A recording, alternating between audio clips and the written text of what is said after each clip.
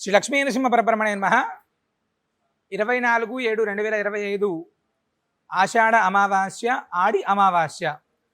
మనందరం కూడా అమావాస్య పర్వదినం సందర్భంగా భద్రాద్రి దివ్యక్షేత్రంలో కోరిన కోరికలు తీర్చేటువంటి కల్పవృక్ష నారసింహ స్వామివారి యొక్క దివ్య సన్నిధిలో అత్యంత విశేషంగా మన కుటుంబంలో ఉండేటువంటి సకల గ్రహదోషాలు తొలగిపోవాలని, సంతాన ప్రాప్తికి ఇబ్బంది పడేటువంటి వారికి ఆనాడు సత్సంతాన ప్రాప్తికి వైనతేయ హోమం చేసి గరుడ ప్రసాదాన్ని ఇవ్వడం, అదేవిధంగా ఆటిజంతోటో లేకపోతే పిల్లల యొక్క ఎదుగుదలలో ఇబ్బంది ఉన్నటువంటి వారికి ప్రత్యేకంగా ఆనాడు విశేషమైనటువంటి తేనె ప్రసాదాన్ని ఇవ్వడం, ఇవన్నీ కూడా జరుగుతాయి.